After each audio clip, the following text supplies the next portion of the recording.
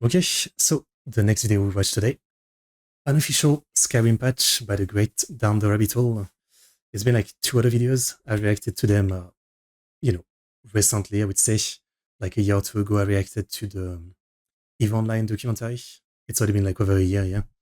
And then Boat Murdered about Dwarf Fortress. I reacted to that on the second channel. And today we're doing the Unofficial Skyrim patch. But yeah, Down the Rabbit Hole, been watching for years. Literally years, I mean. I don't know. It might have been 7, 8 years. I mean, some of those old documentary, I remember watching them when they came out. Channel really slowed down for a while. I mean, as you can see, like 5 years ago, 4 years ago. And then in the last 5 years, there's been 1, 2, 3, 4, 5 videos. Though obviously, they're long documentaries, so, it makes sense, right? But yeah, I'd say one of the best documentary channel on YouTube. Another one that kind of changed, right? Going from doing like internet celebrities and local documentaries, mixed with some documentaries about other stuff, to now mostly doing documentaries about like much more niche topic, I would say. Like the bot modern stuff is like super specific forum, super niche forum, um, you know, like role playing in Dwarf Fortress, basically. It's same thing with EVE Online, right? So yeah, Skyrim, what can I say? Um, One time I went to my friend's house in like 2008 or 9. He had Oblivion on Xbox 360. That's the first time I encountered Elder Scrolls. We played like 2 hours of it, and I thought it was the coolest thing ever. And then, yeah, when I started seeing the commercial for Skyrim in 2011, I had the PS3. I wanted it. I got it. And it's probably one of the games I've played the most ever, right? For the next 3 years until my PS3 died in 2014, I played hundreds of hours of Skyrim. I played it again and again, every class, everything. Just loved it. It's crazy how much I loved it. Like sometimes I would be playing it on my TV, while on my computer screen I would have like a let's play of the game by, if there's any French, viewers, by a YouTuber called Bob Lennon, right? For like over a decade, he's had like a Skyrim series of playing it every week or something. And yeah, at the time, so I would be playing the game on one screen, but I would have his let's play on the other screen. And, he was even using mod and all that, but it never bothered me. Like, I always loved raw Skyrim, which is what I had. It's probably one of my favorite gaming experiences, yeah. And since I got like a good PC, multiple times over the last decade, I've tried to install Skyrim, install mods, and feel like playing it. But every time I've tried, I spent like way more time finding mods and installing them than actually playing the game. Every time I would play a little bit of it, and then I'd actually be bored. I don't know if I'll ever be able to play it through again. Yeah. Anyway, let's watch this documentary. All that to say, I love it. I love Skyrim.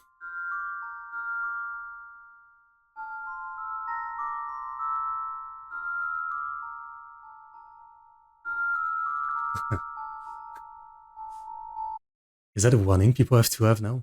I guess there's a ton of people getting accused of AI when it's not. So I kind of understand, yeah.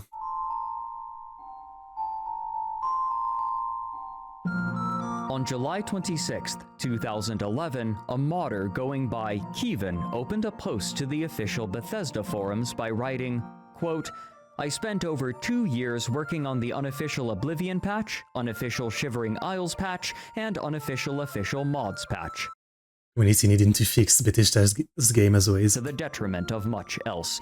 They were a contributing factor to the loss of my spouse, career, house, vehicle, and possibly some sanity.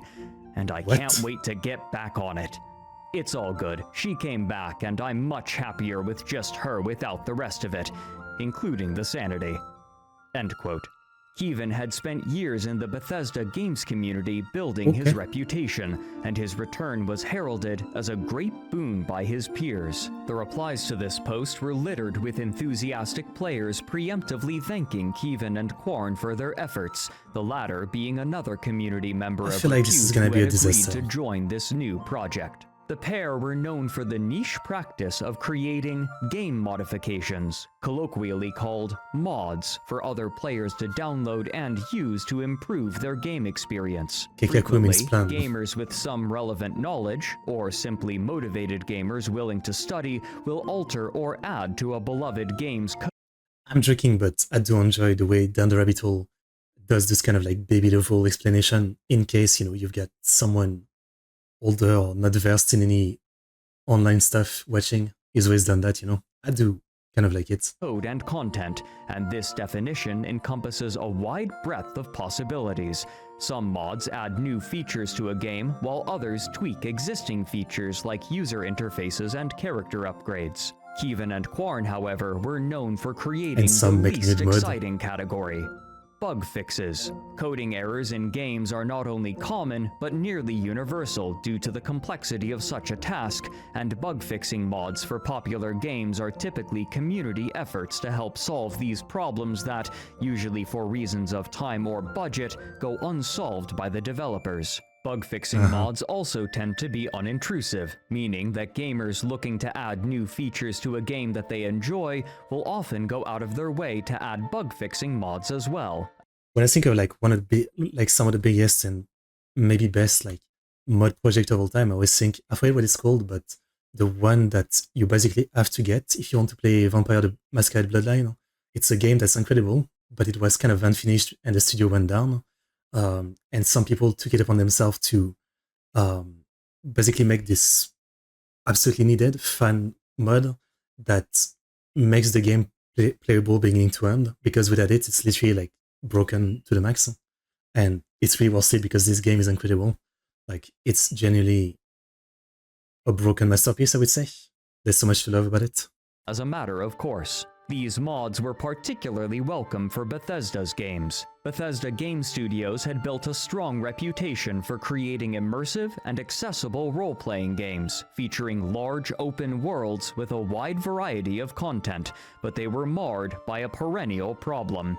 The massiveness of their designs left ample room for coding errors to be overlooked. While sometimes amusing, these bugs were more frequently problematic, often breaking the immersion for players and frustrating their attempts at progress. Don't remember any big bugs in these issues could be Skyrim traced back to PS3. the game engine that they used and the specific modifications they had made to it. While modular, these game engines contained persistent bugs that could be found across multiple of their titles, along with a bevy of new bugs each time, creating a familiar phenomenon known both pejoratively and affectionately as Bethesda jank.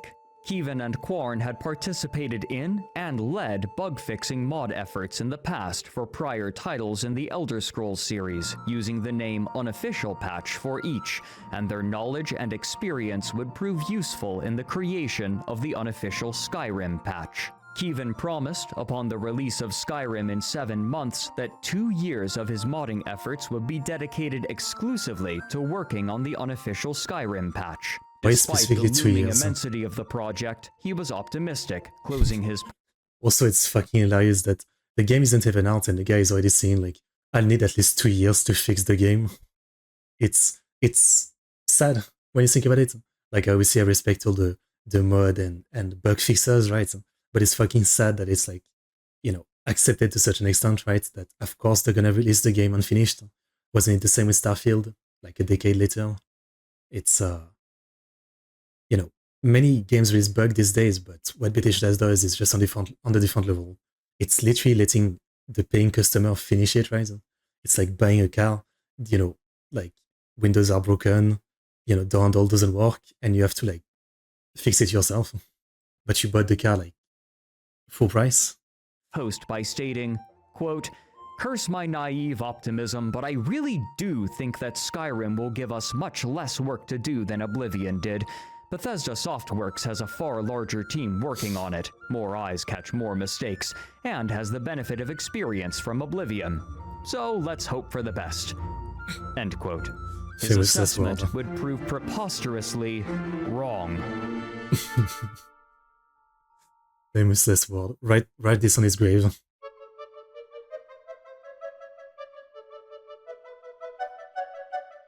On November 11th, 2000...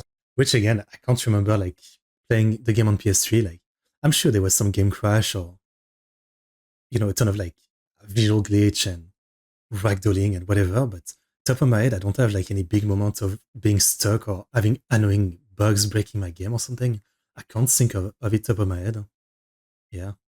So I might have had a pretty okay experience. And again, I literally got the disc and I never had the internet, so my game was unupdated. It was literally like the basic version for 3 years and it was fine. 2011, Bethesda Game Studios released their highly anticipated game, The Elder Scrolls V: Skyrim. Skyrim was lauded critically and performed extremely well financially, more so than any other of Bethesda's games before Maybe it was updated. Oblivion, the previous game in the series, had sold 1.7 million copies in its first month, whereas Skyrim sold twice that number in only its first 2 days. But the breadth of bugs present in the game was immediately apparent, and these bugs were so ubiquitous that some became practically synonymous with the game, such as the ability for players to climb tall mountains by rapidly jumping against a cliff face, or the tendency for the giant variety of enemy to send other actors rocketing into the sky. That is one of my memories of the first day I played this. Yeah. Like one of the memories is getting stuck on a puzzle on the first dungeon. It's like you have three stone pillars thing to turn and too much to open a gate, and I got stuck for hours. And then this, just trying to fight one of those. I think there was an orc guy fighting one of those big giants, and I tried to join in, and I got sent into the sky, and I loved it. I mean, frankly, like when I think of bug, to me, like those are fine. Climbing the side of the mountain or this, like this is fine because this is fun. I don't want this fixed. Exactly. I do remember that. While many of these bugs were amusing, they would often cause difficulties and frustrate or entirely block progress, and attention once again turned to the unofficial Skyrim patch, which many desperate PC players hoped would help ease the struggle with the game, many foregoing playing at all until it was ready. Those who inquired, however, were met with an unfortunate response. They would have to wait until the team had access to the modding tools from Bethesda, which would take another 3 months. However, while the means to properly fix these bugs was not yet available, the community effort to diagnose and document them was now well underway. Members of the forums gathered to collect bugs that they encountered while playing and submit them to the unofficial patch team, who would speculate as to their cause. By the time the modding tools were made available, a long list was already prepared for the team to address. And it's sad that again, like this long list isn't like they don't even think of sending it to Bethesda because they know they won't do shit about it, right? So it has to be done by, fans. Yes. The announcement post for the unofficial patch attracted even more attention and built excitement, and the team of bug-fixing modders grew. The next 2 months were spent attempting to fix as many bugs as possible, and finally, on April 6, 2012, nearly 5 months after the release of the game, the unofficial Skyrim patch, or USKP as it had come to be known, was released. The list of remedied bugs was dizzyingly large and varied widely in scope, and even in this early implementation, modders were quick to add the USKP to their collection. Its immediate popularity only increased the number of people reporting bugs, further assisting the team in their goal. Its reach was assisted in no small part by the establishment and growing popularity of mod hubs, namely Nexus Mods and the newly released Steam Workshop, which offered centralized platforms for players to find and download mods on browsable and searchable databases, vastly increasing their accessibility. The process of installing a mod now was often as simple as pressing a single button. This on Steam Workshop, yeah, but Steam Workshop has always been like very limited, right? That's why, again, there's not a lot of mod on it because, yeah, a lot of mod you need to do more than simply press a button, right? You need to do a lot of the work yourself, creating some mod folders, changing some, accessibility stuff for folders and files, changing some value in files, and Steam won't be able to do that. So that's why, yeah, like a lot of modding still had to be done manually. Yeah. combined with the unintrusive and unambiguously positive impact of the mod, dramatically boosted the unofficial patch's usage, both within niche modding communities and a larger, yet less engaged modding public. But shortly after the release of the Skyrim unofficial patch, Kevin, its organizer and distributor, disappeared. Other members of the team referenced a vague personal issue when questioned, but remained mum on any specifics, leaving other forum users to speculate. None of the team had access to the necessary files to continue the project without Kevin, and soon, as Skyrim received regular updates from the developers, the unofficial Skyrim patch no longer worked with the new updated code, meaning that's always been like this thing too, like Bethesda on one side acting all for the community, for the mods, but even to this day, I think they still sometimes update Skyrim with like the most useless updates, but that's always enough to break a majority of mod, right? And all of the mod creators have to like update something about it. When, again, like all of the updates often like barely do anything interesting, and yet they still break everything. That this patch meant to fix bugs was now breaking the game. Some began to propose making a branch of the patch themselves to make it compatible. Finally, after several months of silence, one of the team members, Arthmore, made an announcement to the unofficial patch thread on the Bethesda forums that Kevin would be taking a leave of absence indefinitely, likely never to return, and that he now had control of the project, as well as the other unofficial patches that Kevin had produced for previous games. With Arthmore as the new steward of the project and manager of the team, updates could begin again.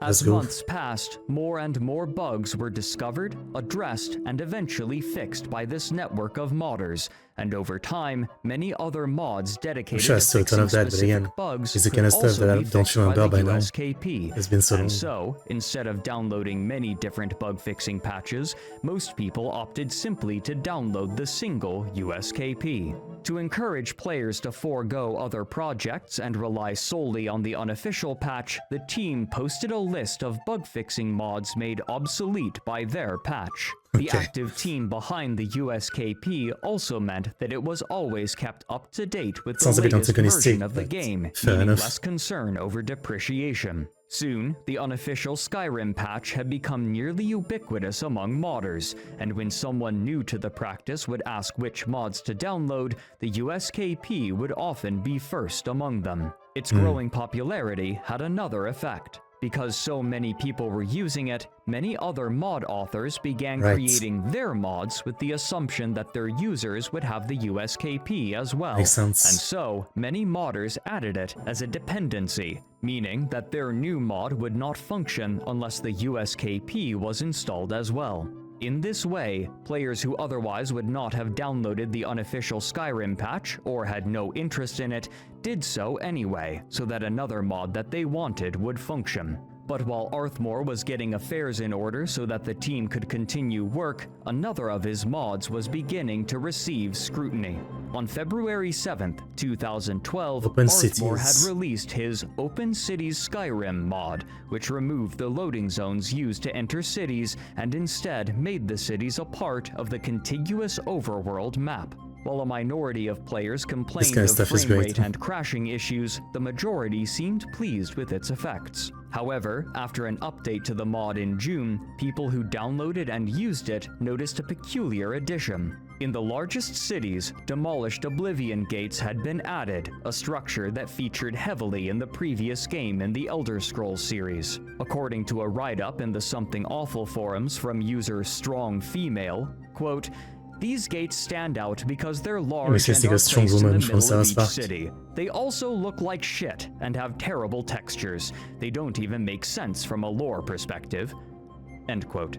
At first, players were confused by their appearance. The post advertising the Open Cities mod on the forums made no mention of the gates, and given that many people downloaded and installed other mods as well, it wasn't clear which among them could have been causing this. When Arthmore's Open Cities mod was identified as the culprit, players began to express their frustration. In response to this quiet, unwanted addition, a member of the Something Awful forums going by Upmarket Mango decided to download the mod, remove the gates, and then re-upload it to the Steam I see where this is going. And then the original guy is going to be super mad about that, right? Like, don't touch my mod or something.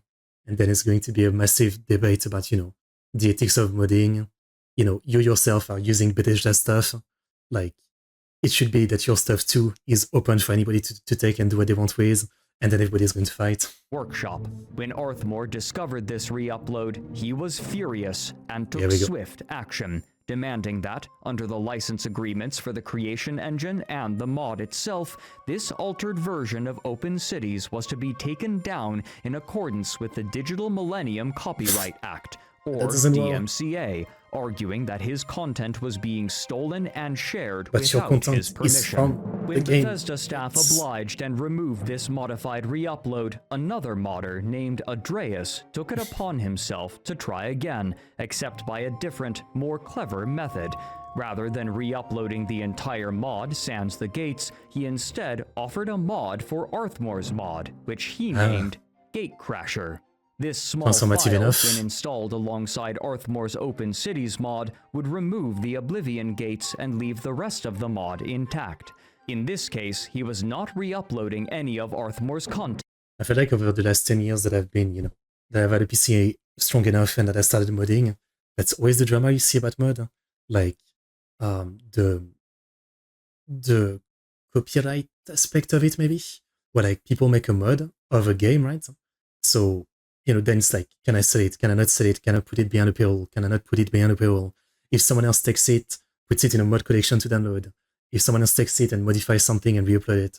Like, it's constantly what seems to be the fight in the mod community. I feel like in the last couple of years, it was again the Nexus mod collection thing. That was a big drama, right? It's always the drama in the mod community, surprisingly. Which again, I don't know, like, obviously respect to everybody creating a mod, but I've always looked at it as like, it seems pretty obvious that even though you took all this time creating this mod, it's from a game itself, right? So like, I don't know, like you yourself took something from someone else and made something on top of it, so it should be okay for others to do the same. And only a small file that altered Open Cities in much the same way that modders changed the base game of Skyrim. This angered Arthmore even further, and he again went to the community manager for Bethesda, demanding that Andreas's Gatecrasher mod be purged from their databases. Again, they obliged. Andreas, however, was not as acquiescent as upmarket Mango.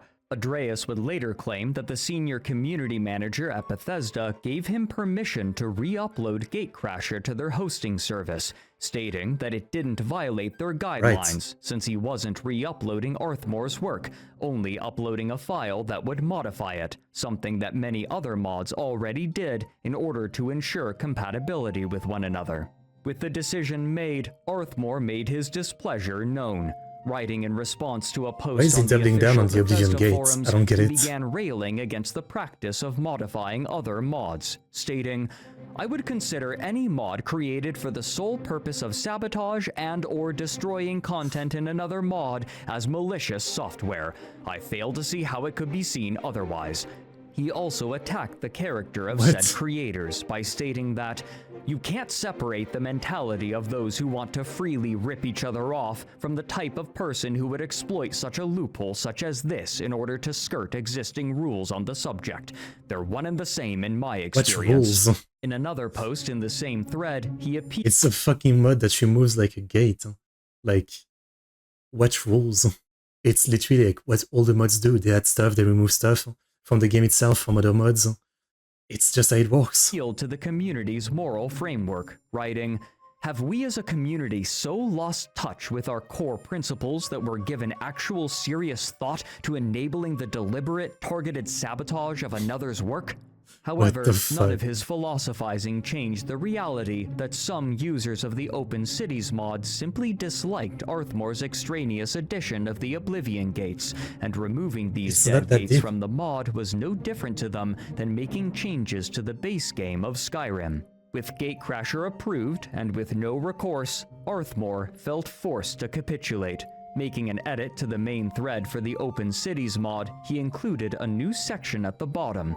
Why are there dead oblivion gates in the cities now? Yes. In it, he spent multiple paragraphs defending his decision to include them, citing lore and discussing authorial intent on the part of Bethesda, as well as invoking real-life memorials to battles in the American Civil War and World War II, including Pearl Harbor and Iwo Jima.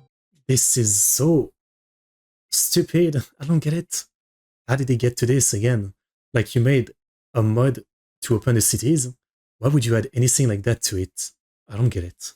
He closed his argument by fighting back against those who believed that the inclusion of the gates was beyond the scope of the mod, writing, quote, "Arguments of it being feature creep don't fly either. These gates add a touch of uniqueness to the mod, and pay what I believe is an homage to the Elder Scrolls IV Oblivion as one of the best games of its time. They are not active portals, and nor are they eyesores. They're not even in your way. Still..." What a stupid hill to die on. I'm so baffled. Like, what a stupid hill to die on. Not happy? Thomas Kyra has created a patch to remove the gates.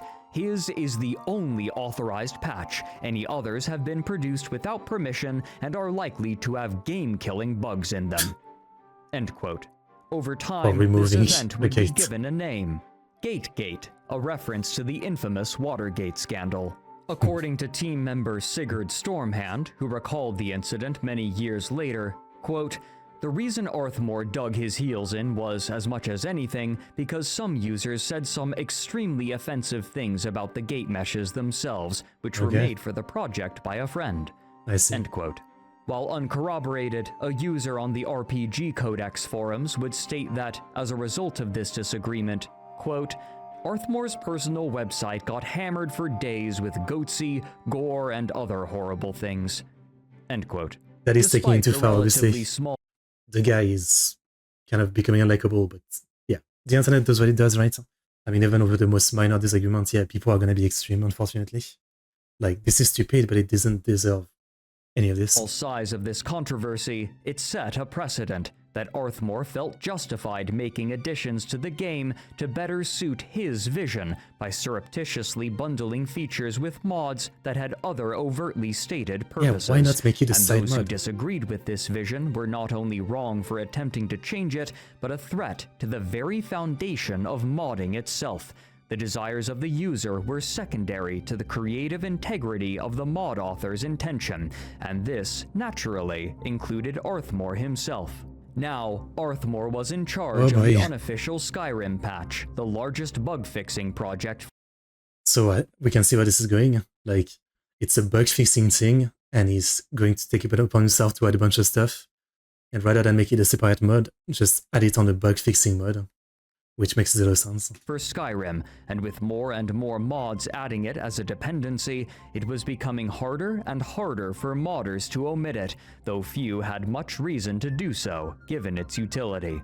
The team behind the USKP had just been handed immense power within the community, with modders grateful for the massive undertaking and service that the unofficial patch team was providing, and public sentiment strongly in their favor. The momentum of the patch was nigh impossible to stop, and more the modding community was reliant upon the choices and goodwill of the unofficial patch team. Sometimes foreshadowing is relatively obvious.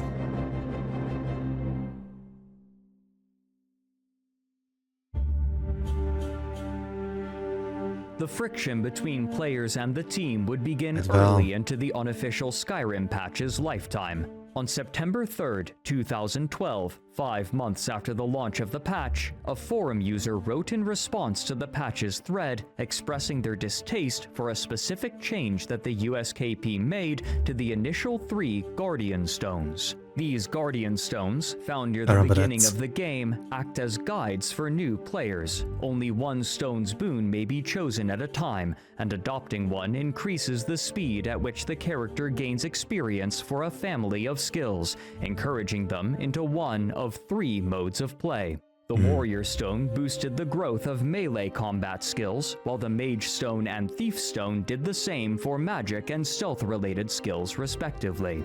This helped give new players unfamiliar with role-playing games a set of clear playstyles that they could follow. Arthmore and his team, however, had made a minor change to these stones. Observing the way that skills were grouped in other places in the game, and citing the official strategy guide, they had decided to move the archery skill from the Thief Stone to the Warrior Stone. According to unofficial patch team members, this change was the subject of heavy internal debate. While a relatively small change overall... Yeah, it's like you're not fixing a bug now. You're changing the intent of the creator, which might be fine if you're making like a side mode for that. That there's a ton of mod that does that, right? But this is supposed to be a bug fixing patch. You're not supposed to change any of the game studio's intent, you know? It inspired significant frustration from a small group of people who felt that this was overreach on the part of the USKP team. One of the few people to speak up about it wrote that, while they were happy with the patch as a whole, quote, "I'm only looking for bug fixes, not told how I am supposed to play the game." To which Arthmore replied, "And that's what you got, a bug fix." This highlighted an inherent problem with bug-fixing projects such as the USKP. There is no public consensus on what precisely a bug is or how to identify one. It is a bit complicated, and what I guess. one person might consider an undesirable bug could be an enjoyable feature for another player. Some bugs are easy to identify, such as those that hard crash a game or completely lock progress, but others are not so clearly defined. In order to resolve this tension, Arthmore wrote a frequently asked questions section for the AFK Mods website, which became the primary hub for discussion of the unofficial patch, and he opened this post with a definition. Quote, "A bug is defined for our purposes as a defect in the game that can be factually proven to be broken. This can be anything from a quest that won't advance a stage when it should, to a typo in a book, and pretty much everything in between. Some judgment is used for issues that are more cosmetic than functional, such as the lack of heat blurs on smelters and forges. The game will obviously function just fine without those, but they constitute unrealistic visual presentation." End quote. But this definition still left many ambiguities, and for many bugs, one vitally important aspect is the intention of the developers. A fix for a hard crash is almost universal. That is where it gets complicated too, right? Like, there's a lot of classic games where something might be seen as a bug, but it was actually like some side little fun thing that the developer either like noticed as a bug themselves, but decided to leave in because they thought it was fun. So it's a bug, but it's also creator intent, right? And sometimes some stuff is a bit broken. Again, creator intent is part of it. Like in some game, you can get really rich really fast with, like, I don't know, crafting something. Like in Skyrim, you could do it with like casting some specific ingot or something, like early in the game. Just craft a bunch of ingot of something, sell them, craft them, sell them. Like, you know, if there was any playtesting done, you would think that this was like noticed. And if it's still left in, is it the dev are lazy to fix that? Or is it, you know, they think it's fine to leave some ability like that for the player to have the freedom to just exploit the game a little bit? You know, so is it a bug or is it not a bug? Positive, as most developers don't wish for their programs to do so, but what denotes a bug is not always so clear, and this problem was exemplified by the Guardian Stones. While the Thief Stone purported to provide bonuses to the stealth category of skill, it is the only place in the game where archery is included in that category, with 3 other quests that defined archery as a combat skill, and so, one natural conclusion is that its categorization as a stealth skill was an error, an argument that was used to dismiss the frustrated critics. However, this addition could also have been an attempt by the developers to complement a stealth archer style of play, popular in games such as Skyrim, where the player attempts to quietly pick off individual enemies from a group without being spotted, using ranged attacks to stay hidden. Notably, as of the writing of this video, the vanilla game still includes the boost to the archery skill with the Thief Stone boon nearly 14 years after Skyrim's release, though Bethesda has allowed many bugs to remain in Skyrim during this time, and so its continued presence is far from conclusive evidence of intent. While Arthmore had cited the official strategy guide as evidence, they are notoriously unreliable and often contain incorrect information due to simple error or because the copy for the book was finalized before the game's code, making them poor evidence of intent, something that Arthmore would even later admit. Whatever the developer's intention, the USKP team was now placing themselves as its final arbiters, and a vocal contingent of players disagreed. Well, in the end, I guess it's not that hard once again. Just someone on the side makes a patch for the unofficial patch to remove, every time they add something that people don't like, you have a patch to the patch to the patch to remove what the patch added. Agreed not only with their interpretations, but that fundamentally, changes to gameplay such as this were outside the scope of a bug-fixing patch. But by the end of the year, the USKP team would be making more aggressive changes to the game. I don't doubt it. The first was at a particular location called Red Belly Mine, which was ostensibly an iron mine overrun by large spiders which the player could clear for the local villagers. However, despite the villagers referring to it as an iron mine, the mine was filled with ebony ore instead, a much more valuable material. Like the Guardian Stone changes, there was significant disagreement around how to proceed. Daydreamer, a frequent contributor and vocal poster on the forums, and another contributor named Sia Levy argued vehemently that the Red Belly mine should be changed. The former argued that, quote, "The developers screwed up. Even printed literature says this is an iron mine. The local Radiant quest requires an iron ore. Making the mist red should be a no-brainer." End quote. Arthmore, the new leader of the project, agreed that the mine was most likely intended to be an iron mine and was later changed in error during development, seems like a mistake, yeah. disagreed with making any changes with the unofficial patch, stating, quote, "There's no good alternative either way, because one option means splicing audio, the other option means altering the entire mine to provide iron, get rid of the bodies that aren't supposed to be there, and concoct some sort of red mist effect. Plus editing part of the village exterior to replace the loose ore there, too. Both options are highly intrusive, though I have to think the audio splicing would actually be less of an issue in the long run." Eventually, he concluded, "Going to close this one out, as fixing it would unnecessarily deprive the game of a source of ebony, and the rest of this stuff could just as easily have changed after the spiders got there." Yes. This one is definitely complicated. I mean, if you fix this, then you had to add the same amount of ebony somewhere else to get. It's kind of a mess. Yeah. End quote. But it's interesting. But Sia Levy was adamant. Quote, "I strongly disagree with closing this. Every piece of information says this should be an iron mine. Convenience for access to ebony is not a good reason to dismiss it. That's essentially an exploit." End quote. Under the pressure from Sia Levy and Daydreamer, Arthmore acquiesced, and so they made a series of changes based on the in-game dialogue and context clues from the game. Pointing to the discussions between the villagers, the fact that the miners buy iron ore, the dialogue about a red mist in the mine, which can be a product of improperly mined iron, and the nearby mine with the same number of ore nodes, which could have been a point of confusion for poorly coordinated developers, the team set about replacing all of the ebony ore veins with iron ore instead, and to replace this lost ebony, the iron ore in a separate mine was replaced with ebony. I see. This, however, wasn't enough for the team. While the in-game dialogue discussed a red mist in the Red Belly mine, any such mist was lacking in the mine itself, instead featuring only the normal white mist that could be found in other locations. And so, in order to be satisfied that the mine had been fixed, the USKP team adjusted the coloration of the mist texture using modding tools to make it more red. This seems fine to me. This took numerous iterations in order for them to be satisfied. But soon, the team would extend their remedies from adjusting in-game assets to creating new assets wholesale. Near the beginning of the main quest line of Skyrim, the player fights their first dragon, named Myrmulnir, with the help of the guards from a nearby city. If played in English, subtitles will appear for Myrmulnir, but no actual voice lines can be heard, unlike other dragons who appear in the story.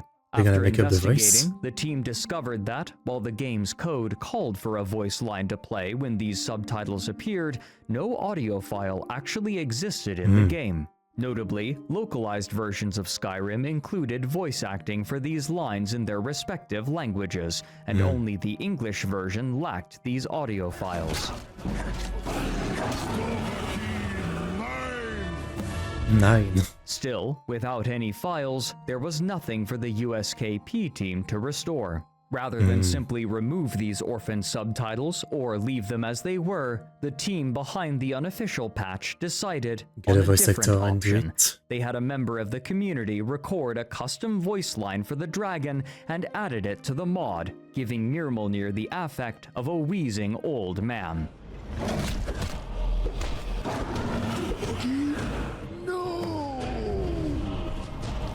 As additions to the unofficial patch Sounds began to playing with the accumulate, others. and as more new players began to enter the modding scene, encouraged by the unprecedented success of Skyrim, a rift began to grow between those who played the game without mods and those who played with the USKP. Given the impracticality of reading the ever-bloating changelog, very few modders were aware of the breadth of changes made by the unofficial patch, and given its description as a purely bug-fixing project, most assumed that, apart from the other mods they were using, they were having the same experience as the vanilla players. Because so few people had the I mean, with the probably thousands of fixes, no, you are not having the same experience.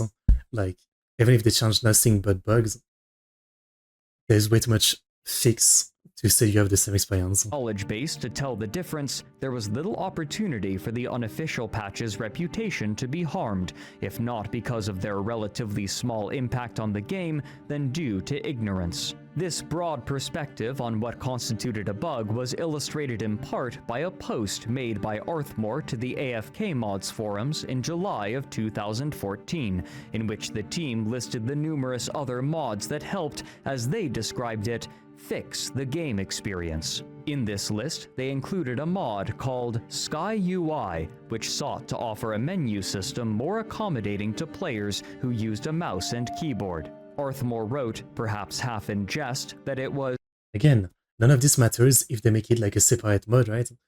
The problem is that they want to add it to this bug fixes mod. Like, all of this sounds good, right? I think most people would agree, yeah? Like, so many games have shitty UI for PC. But, like, what it seems like not that big of a deal. And personally, as someone who's kind of lazy with mods, I like mods that kind of do, like, you know, a lot of the stuff I would want anyway in one, right? From bug fixes to adding some like unfinished content from the dev or hidden content to stuff like this. I guess I wouldn't mind, but I get in principle, right? The point of modding is to have choices.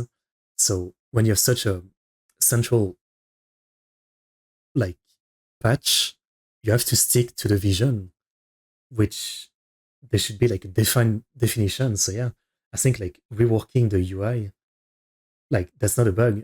Like they made this that way. It's maybe shit, but it's not a bug. You know? I don't know. It's kind of like saying like, this villager's face looks ugly. Let me remake the face to look more beautiful. Like that wasn't a bug. It was meant to be like that. And I'm not talking about like texture quality. I'm talking about like just an ugly face. quote, a PC-centric reworking of the major components of the game interface. Yes, we do in fact consider this to be within the realm of bug fixing because the vanilla PC interface is simply not designed with actual PCs in mind. End quote. The next few years progressed uneventfully for the unofficial patch team as they gradually fixed bugs and made small changes to the game, members coming and going as availability and interest waxed and waned. But as this time passed, the public perception of the mod continued to change. While the team publicly asserted that they made decisions as a group, the mod was uploaded to the most popular databases under Arthmore's name, and near the end of 2013, the Bethesda forum threads for the USKP stopped crediting any other contributors, meaning that the only person whose name was outwardly attached to the mod was the person who was posting the threads. Arthmore. Finding any further attributions required further research into the AFK forums or the README files of the mod, something that scarce few were bothered to do. Gradually, the name Arthmore became synonymous with the unofficial Skyrim patch, and the USKP became known as Arthmore's mod. So either the original guy from the beginning will come back and be mad about that, or some of the people who worked and did a lot for the mod will be mad too that they're so little credited. I can see that, yeah. What's more, Arthmore's frustration with the general modding community was beginning to show more and more. Arthmore had a habit of engaging in frequent discussion in forums, arguing over semantics and correcting those who accused his mods of causing issues while dismissing them for their lack of aptitude. 18,000 posts, I mean, yeah, this is someone who just can't take any criticism or like, you know, what's the name for him? Was it like some of the LOL cards that have been covered before by this channel, like Darkside Field and stuff like that? You know, like any negative comments, they're gonna go like on a rant about it. They're gonna post a long comment reply. They just can't ignore any criticism or any negative opinion or dissenting opinion, you know? Frequently, just can't he help would themselves. refuse to offer any correction, opting only to inform the user that they were wrong, having long become fed up with supplying explanations to one person only for another person to ask the same questions or demonstrate the same misconceptions later. This was a sentiment shared by many other mod authors. It is common for mod users to encounter problems with a new mod and, rather than using available resources, immediately beseech the creator for a... As someone who's downloaded so much on Nexus, yeah, literally, like, you know, so many people seem to not read the page, which often isn't even that long. Like, there's 5 steps to the installation, and you go to the commands, and so many people are asking, like, this didn't work, and they clearly are stating that they didn't do, like, the simple step of, I don't know, naming a mod folder, like, you know, without a name in majuscule, but in minuscule or something. It's that simple, and they didn't read it. I mean, understand modding can be a bit daunting. Myself, I've struggled with it over the years. But yeah, a lot of people just don't care to read, right? Solution, resulting in the same questions repeatedly asked and blame improperly assigned by frustrated modders. This results in mod authors growing jaded toward their own user base, some more than others. But Arthmore's combativeness only increased as the years passed, and by the end of 2013, his frustration with the user base was shaping decisions about the unofficial patch. For example, when they noticed that the haggling skill wasn't providing quite as large of a discount as they expected, the USKP team adjusted the numbers and sent the patch live. However, soon afterward, an astute, mathematically inclined user went to the USKP forums to reveal that, while unintuitive, the vanilla mathematics were indeed correct, since the skill described the effect as making the prices better as opposed to cheaper, meaning that, rather than reducing the price by the percentage given, it allowed the player to purchase more of a good for the same price.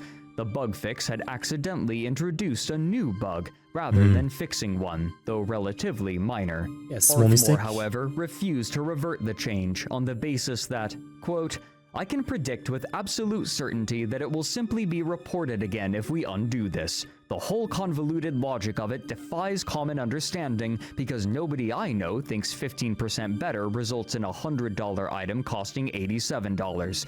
They expect that to result in a $100 item costing $85. End quote. The problem is obvious. This guy just cannot let it go. I mean, like the fact that he's saying, you know, the only reason we're doing this, even if it doesn't make sense, is because people are going to ask us to do it. Come on, you've lost the plot. Despite pushback from other forum users, Arthmore would offer no further reply, apparently choosing to keep the changes in the patch. As the years passed, the USKP team would grow more comfortable with the idea of adding their own new content to remedy issues. In late 2014, one astute member of the team noticed that an in-game book outlining the holds in Skyrim was missing a hold, and so he wrote new text to complete the book, text that was included in the next iteration of the unofficial patch. Gradually, the scope of the USKP was growing beyond that which most assumed it to be. yeah, again, that's fine. I mean, like I'm sure there's a ton of mods adding books, you know, of like fan lore and stuff like that. But again, the simple problem is that this should not be part of like a bug fixing patch. You know, it's not But what it's meant Arthmore's for. frustration would grow in concert with the importance of his modding efforts to the community. When Kevin left in 2013, Arthmore had accepted control of the unofficial Morrowind and Oblivion patches as well as the Skyrim patch. But in November of That's a 2015, lot. Bethesda released Fallout 4, and Arthmore would begin overseeing another unofficial patch project for this game as well, That's a lot. releasing in April of 2016. Further increasing his influence. As their boldness increased, the importance of authorial intent was beginning to shift. For example, in the base game, a unique weapon called the Ebony Blade is unable to be improved, but the unofficial patch team decided in 2015 to make it possible to upgrade it, citing a loading screen tooltip that noted, "Any weapon or piece of armor can be improved at a smithy." In response to someone's thread on the AFK mods forums complaining about the change, Arthmore wrote, quote, "Nonsensical or not, our decisions are generally not based on tales from a potential work of fiction in universe. There is overriding external info given to the person at the keyboard that things were supposed to work a certain way and no exceptions were provided for in that information. If you can produce more than just that book that corroborates the intent, we'll consider it." End quote.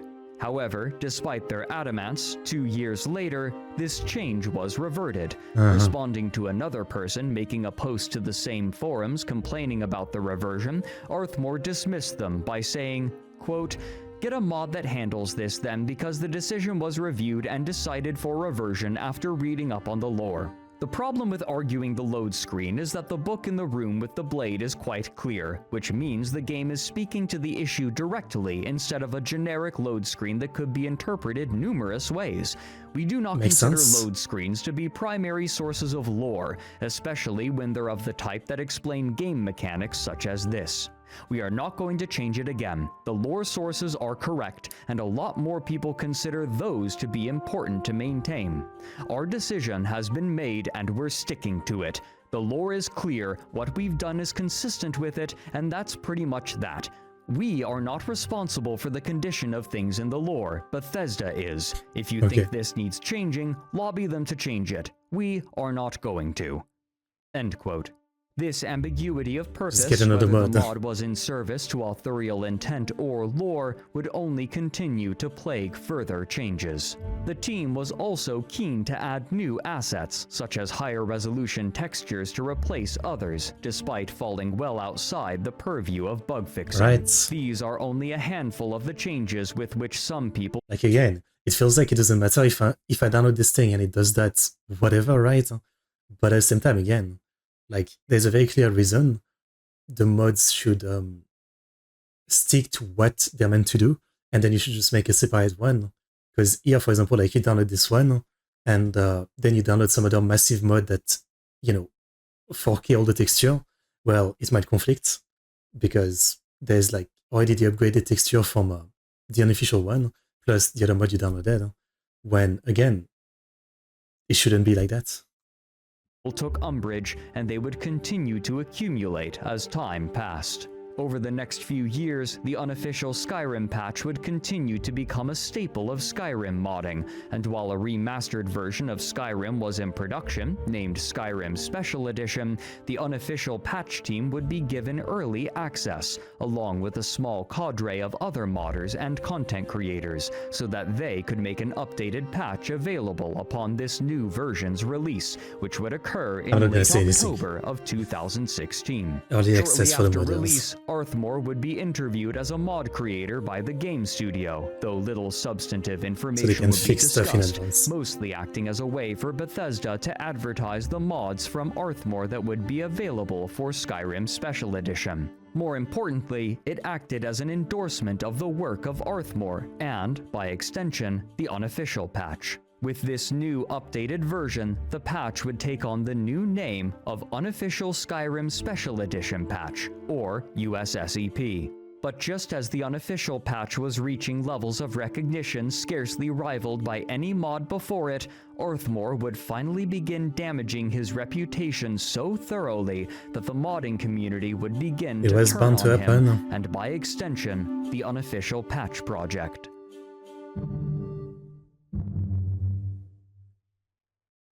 It just sounds like someone who doesn't enjoy this anymore. Like, he seems to hate the people he's doing this for. Skyrim Special Edition, another version of the game for virtual reality headsets was made available, simply called Skyrim VR.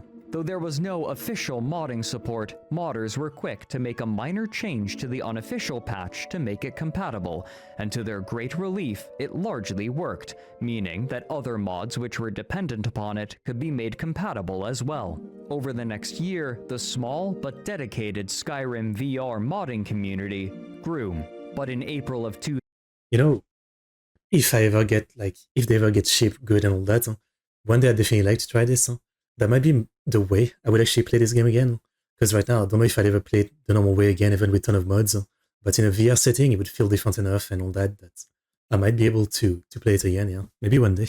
2018, the unofficial patch team pushed update 4.1.3 to their distribution hubs, and when Skyrim VR players downloaded and installed the update, they discovered that this version was breaking some functionality with the game. In most other instances, this would only be a minor problem, as modders could simply download an older, compatible version of the patch, but when modders who had installed the update went searching for an old version to solve the issue, they were faced with a roadblock. The unofficial patch team had a policy to always remove the old version of the patch when a new one was made available. This practice was uncommon among mod authors, especially those whose mods are used as a dependency, because new versions can break other mods reliant upon it.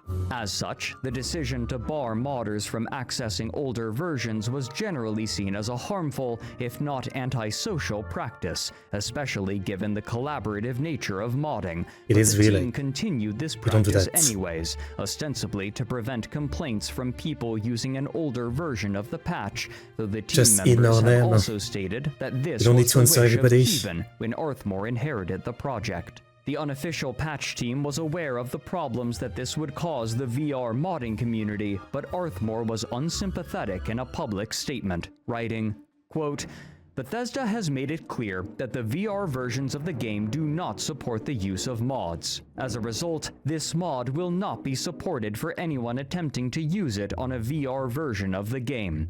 Take note that even if Bethesda later changes their mind on this, VR equipment is too expensive to justify the purchase just for the sake of making sure the mod works with it." So I can see where this is going. Some other people are gonna take the unofficial patch, make their own change to it to make it very compatible with the VR version, and we're going to look back to earlier where he's going to be very mad that someone is using his mod. Please do not ask about this subject in the comments, as all such comments from this point forward will be deleted. End quote. The helpfulness of the unofficial patch had generally shielded it from criticism, but now, one of its practices was actively harming an entire category of modders. Why do you have to make yourself so used it as a dependency that removing it would also mean doing something so awesome. number of other mods along with it. Several posts were made to the Skyrim VR subreddit to open discussion around this problem, and Arthmore quickly arrived to enter into dialogue with the users there, though his tone was far from diplomatic. Stick with your decision. He wrote, quote, "We aren't going to give a rat's ass about VR users trying to shoehorn in something that clearly won't work just because you guys are set in stone on ignoring the facts here. The only dickwad move was expecting someone wouldn't tell me people are being jerks behind my back like this." End quote. He sounds like one of those 80-year-old neighbors, who like call the cops when you're walking the dog, who's always like looking through the blinders, just like looking with this hateful look, and anytime you make any noise, if you bark somewhere they don't like, if your dog barks even one time, they're just angry at you. It sounds like someone like that, How does someone like that end up being like, they were doing something so great, right? I mean, even with the missteps, I'd say like it's like 99% positive, this full unofficial thing. Yeah, like, I guess some people are just not built to handle dealing with so many random people on the internet, right? Like, clearly, you should spend more time ignoring a lot of the random demands, right? I don't know. Responding to Arthmore, one Reddit user named Tyrandor2 wrote, quote, "We aren't being jerks, nor are we choosing to talk behind your back. Yeah, You've this is forced Reddit. us to talk here instead of your Nexus page. You've stickied a message saying you will delete any comments regarding VR. For the record, many people have been using USSEP and hundreds of other mods with Skyrim VR without issues. You make it sound like some completely illogical thing that clearly won't work." End quote. Another reply from the same user implies that Arthmore called VR modders spoiled entitled brats, though the original quote is now lost. He's not treating himself. With few options available, Tyrandor made another post discussing this issue while also providing a link to a Google cache of the old patch version so that Right, I was gonna say, like, it's obvious too that with such a popular mod, there would be probably a lot of people who have older version, and they're going to publish it, and it's going to make him very mad. I can see that too. That people who had installed the update could revert the change and continue playing Skyrim VR modded without losing dozens of hours of progress. This enraged Arthmore, who Why wrote, make yourself a villain quote, like that? "So you guys are so fucking hard up to push this that you'll resort to piracy now? You are single-handedly doing a severe disservice to the entire VR community by resorting to illegal activities to try and force our hand. For fuck's sake, if I knew what your Nexus account was, I'd have you reported for stealing mods there." End quote. Around the time of this argument, perhaps even while it was taking place, Arthmore turned to the terms of use for the unofficial patch and added new definitions specifically targeting VR users. Before, unmodified versions of the mod were allowed to be re-uploaded by others on different platforms as long as documentation and attribution were maintained, but now he restricted usage, part of it reading, "Distribution for the intent of using it on an incompatible platform such as Skyrim VR is strictly forbidden." Having done so, he continued arguing with users on the subreddit, hurling curses at them while accusing them of piracy.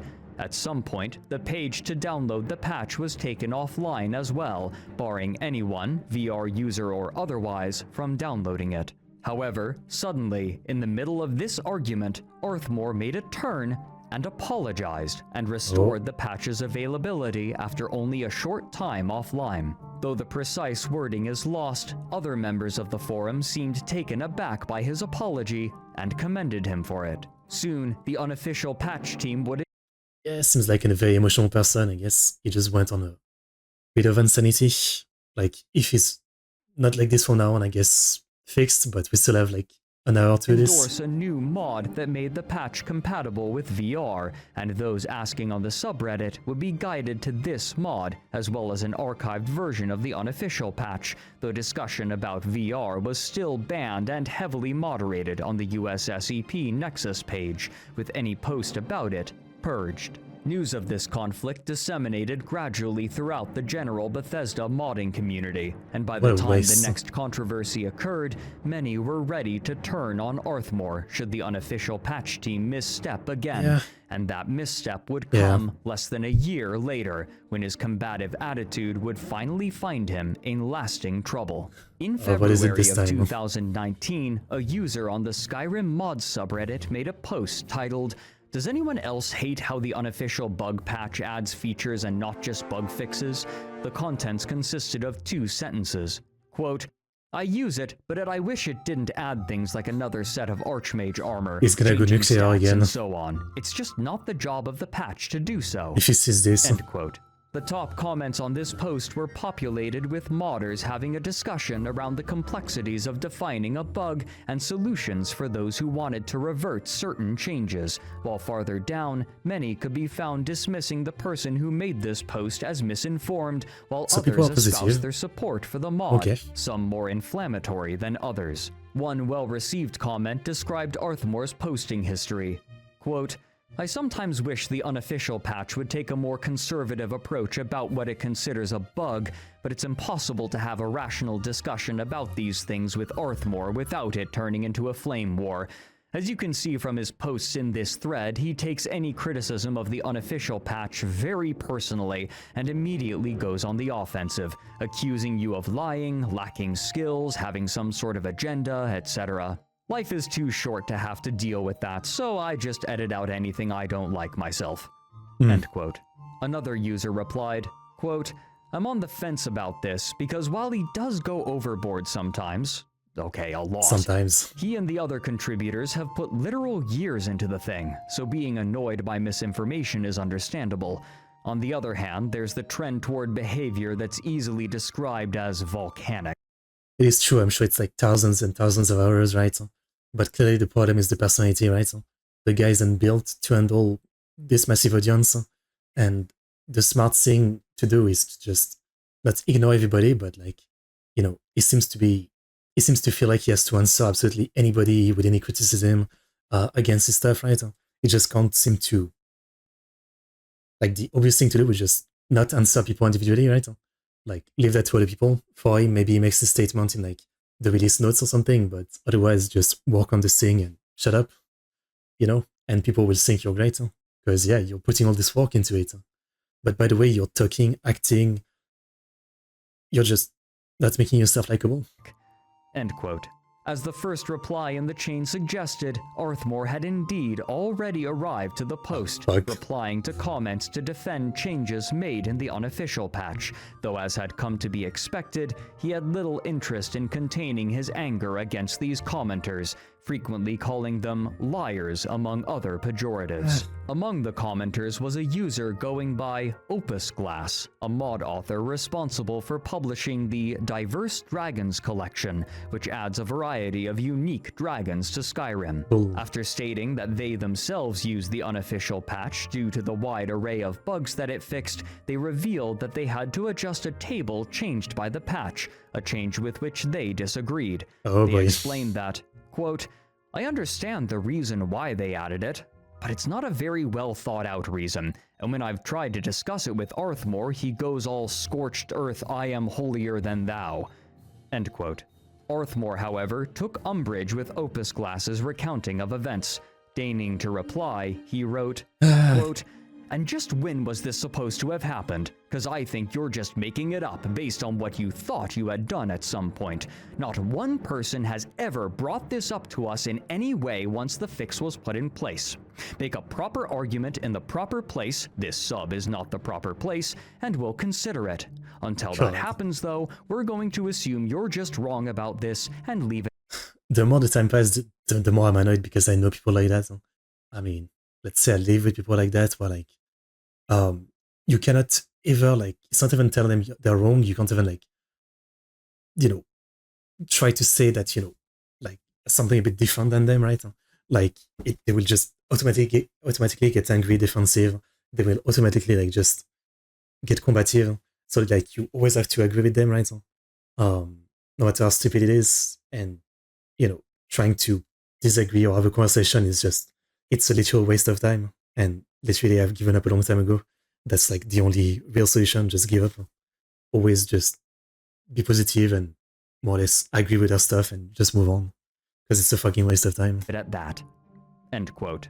When Opus Glass insisted that the conversation had indeed occurred, and Arthmore insisted that it hadn't, the former found a link to the conversation in question to prove it. Arthmore, however, remained indignant. He seemed unwilling to acknowledge that indeed someone had discussed this issue with him, and instead began to focus on the fact that Opus Glass had used a different account for the conversation, accusing them of using a it just doesn't want to say it's wrong. It's that kind of person. Back and forth continued for some time, with many of Arthmore's replies purged by the moderators before they could be archived, but whatever he said, it was aggressive enough to invite rebuke, and before the conversation could conclude, Arthmore was banned from the Skyrim mods subreddit, one of the largest forums on which to discuss Skyrim modding. This had apparently been a long time coming, with years of arguments preceding this. 2 months later, a moderator for the subreddit wrote numerous paragraphs about the decision.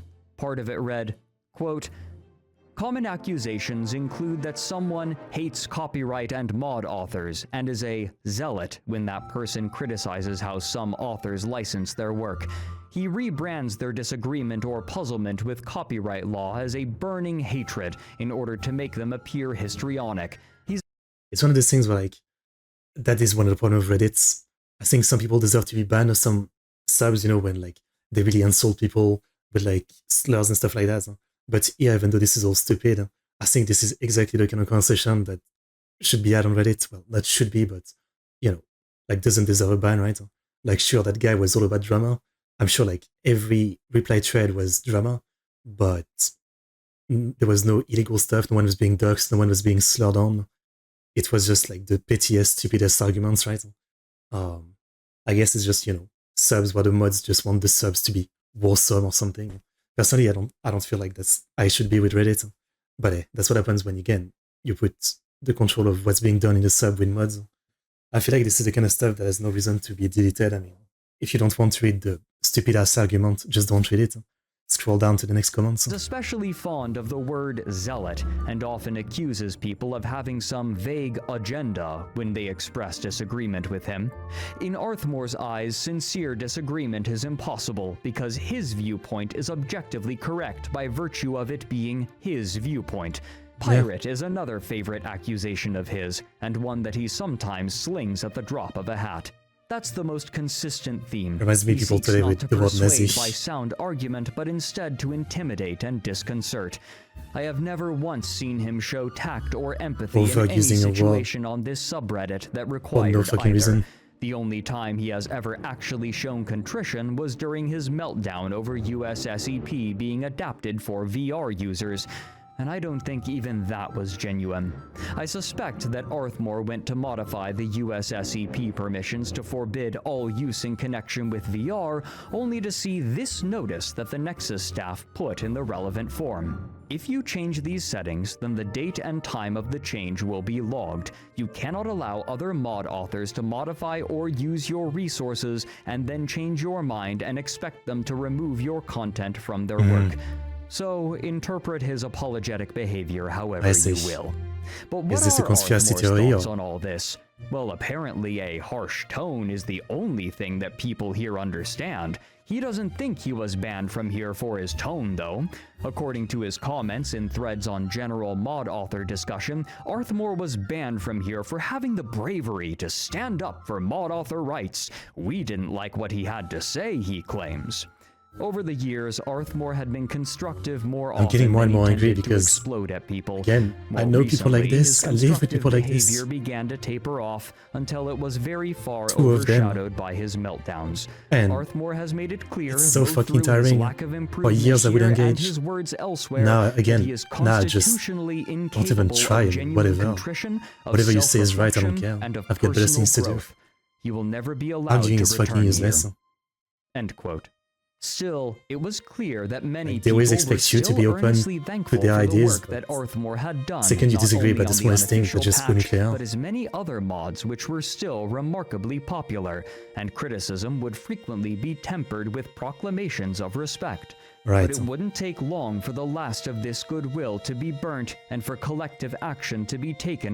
I have no idea what worst thing he can do. I mean, no matter what, no matter how much dumb shit he talks online, the patch is still like an incredible thing. It's amazing. Respect for the work put into it, right? So like, what can you do to ruin all that?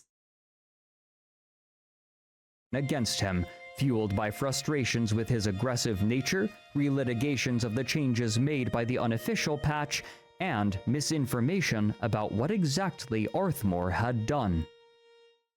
Oh boy. On August 3rd, 2019, the program Wabbajack was released. Of course it'd be on that. Staff from the Elder Scrolls series, Wabbajack is a program that allows modders to create a list of desired mods, which the program will then automatically download and install. I remember the drama at the time. Compared to manual installation, which would usually one of those things where, like, as a user, as someone who doesn't make mod but downloads them, Nexus, Vortex, Wabbajack and stuff like that are just incredible. But also I do understand somewhat why some of the modders, even if given credits, don't like their mods put in mod collection. So like, when I understand them, I wouldn't say I don't care, but it's like, as just a user, of course, like, my want to not have to install 200 mod one by one and just on a few clicks download them and it automatically install them for me and everything works. It just overtakes, like any other one, right? You know what I mean? So for me, yeah, I'm like super into mod installer, right? Like in recent year, like Baldur's Gate 3, some JRPG, Cyberpunk, when I streamed Cyberpunk 2 years ago, or a year ago maybe, I basically used the mod collection. I still had to download the mod individually per se, because I didn't have like Vortex paid, where you can one click download everything. But then it still installed and made everything work for me and updated them and all that. And it was amazing because I downloaded like freaking 200 mods at least. And sure, I had to click download on each of them, but again, I didn't have to read the installation guide or anything. Everything kind of worked on its own. I had a great playthrough of the game. And yeah, it was all thanks to a mod collection. It's one of the things where, yeah, they're so fucking useful that I love the concept, Yeah.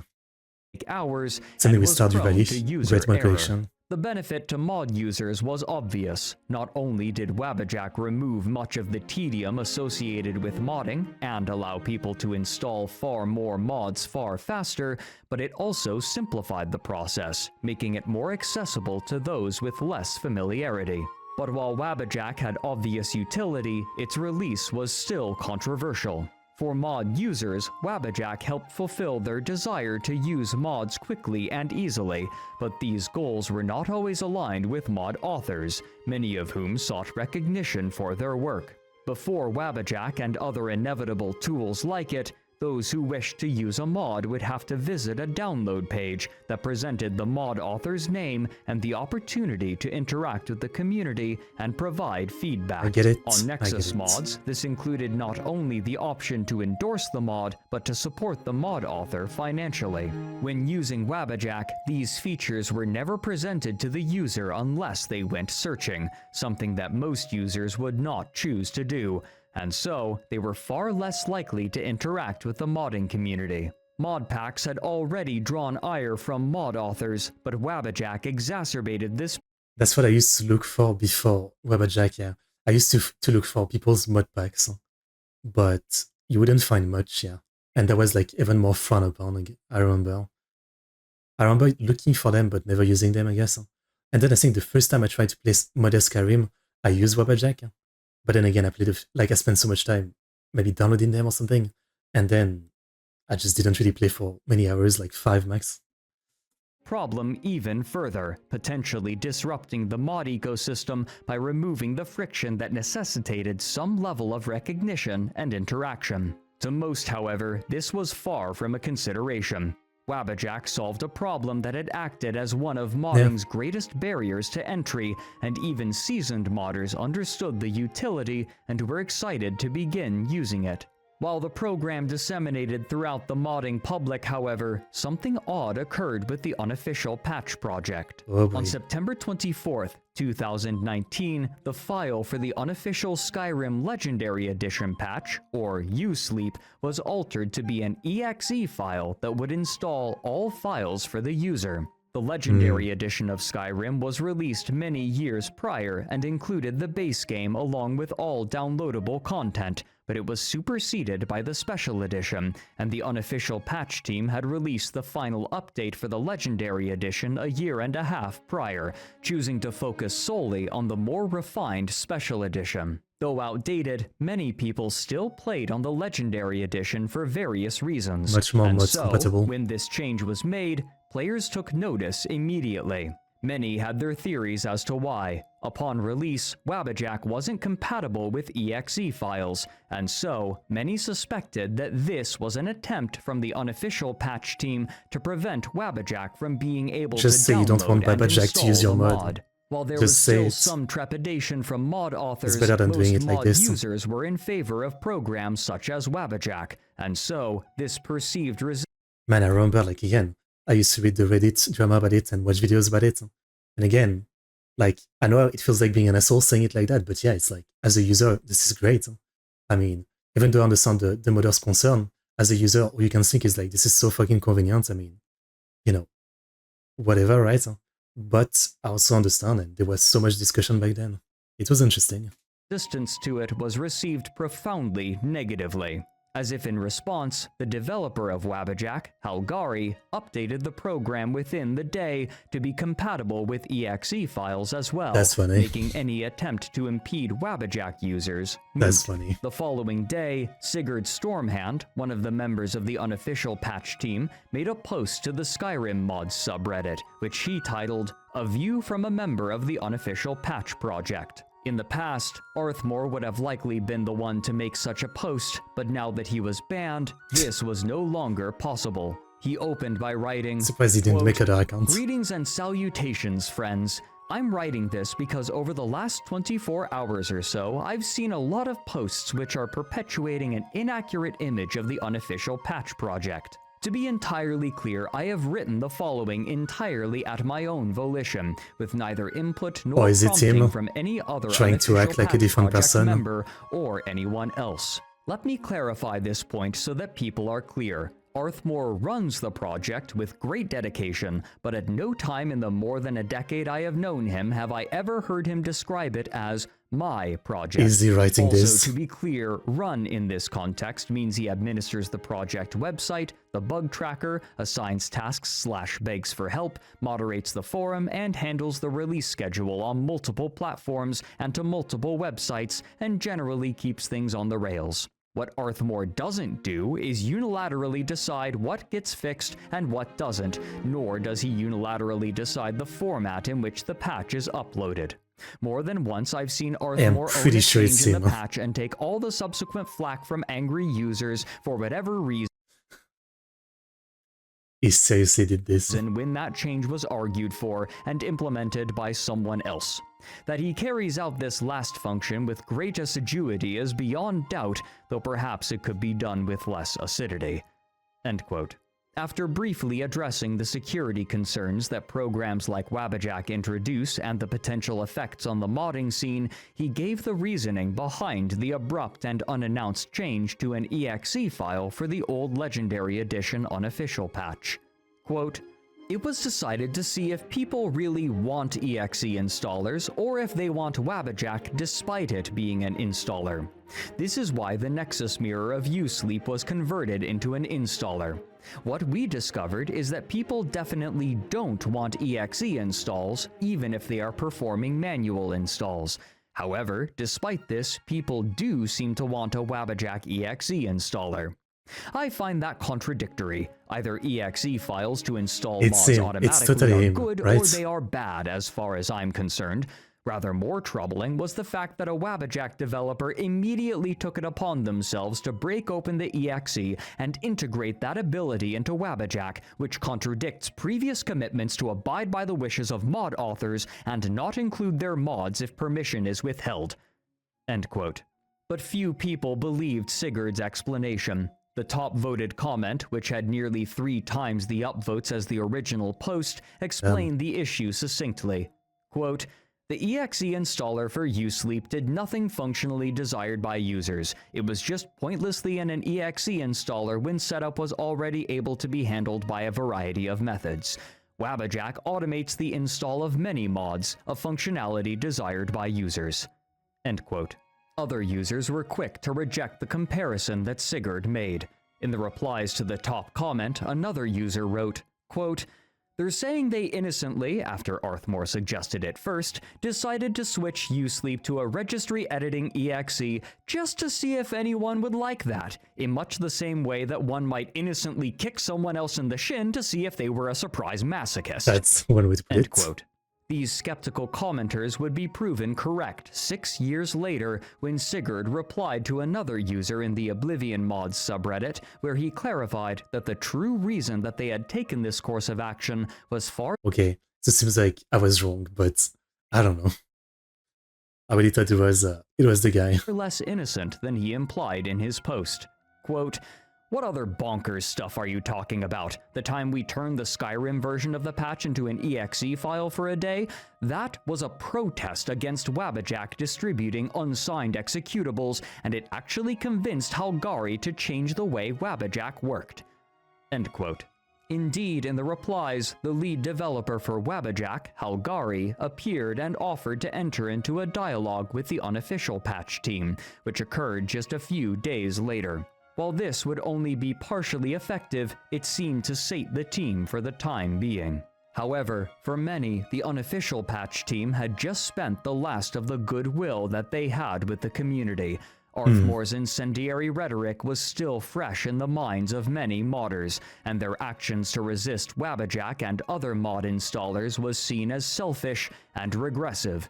It would only take a few more actions for the community to completely turn on them. I feel like he said that a few times already, Mr. Down the Rabbit Hole. Stop the clickbait in the middle of the video, like it's fine. I'm hooked. In March of 2021, Dropbox. file hosting service Dropbox removed an old version of the Unofficial Skyrim patch being hosted on their services in accordance with a DMCA takedown request issued by Arthmore. Specifically, this was the file that the Skyrim VR modding community was using and sharing among one another. While there was still a compatibility patch that made the new version usable, many preferred to use the old version of the patch, since it required fewer steps and was guaranteed to be compatible with certain other mods. Any goodwill that Arthmore had bought with his apology a year and a half prior was now burnt. The problem of hosting the patch would be solved only a few months later. Nexus Mods, which had grown to be the largest host for mods over the years, had announced their collection. Man, have you guys seen the news recently about Nexus? It got sold to some company and things aren't looking good. Like they've said everything will be fine, it won't change, but everybody is already ready for Nexus to die, basically. It's a shame. I've used Nexus for like 10 years. It's been instantly useful. I spent hours downloading mods, browsing mods. Yeah, it might only have a couple of years left. I'm sure another site will take its place, but it's a shame. System some time ago, a system similar to Wabbajack that allowed modders to create mod lists that could be installed together and shared with others. However, these mod lists would naturally depreciate if people could remove their mods or if updates made certain of these mods incompatible with others in the list. And so, on July 1st, 2021, they clarified that old versions of every mod uploaded to their servers would be archived and remain downloadable indefinitely. Amazing decision. While some mod authors expressed discomfort at this idea, most seemed either to be indifferent or the loss of control was worth the chance to use Nexus as a platform. However, this was unacceptable to Arthmore, who had historically abhorred the idea of old versions of his mods being available online and felt strongly about the ability for mod authors to express a legal copyright to their work. Speaking in a thread dedicated to the topic on the AFK Mods forums, he wrote, quote, "I've been silent on this subject because I didn't want to generate any controversy over the issue beyond what's already out there, but as this is going to become apparent soon enough anyway, I figure the time is now to say something. I have just submitted a file deletion form to purge 100 mod pages that have been uploaded to Nexus over the course of the last 15 years. I did not want to do this, but Nexus has made it clear that they do not respect mod authors in the slightest, and I felt that I had to respond to that in the only way they've left us. This represents a great deal of time invested for me, and I'm sure folks can imagine it hurt like hell to submit that form, but in my opinion, my rights are far more important. That said, yes, I am leaving a handful of things up for Skyrim Special Edition. You can all call me a hypocrite for doing it, but I don't fancy starving to death due to lack of money either.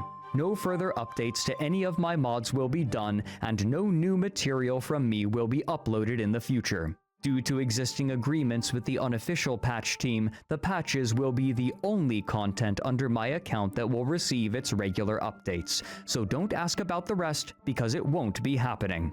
And to be absolutely clear on this, no permission is granted to anyone to upload any of my work to Nexus mods or any other site. Do not ask because the answer is no. End quote. See, like, in the same thing, he like says my team, but then he says my work.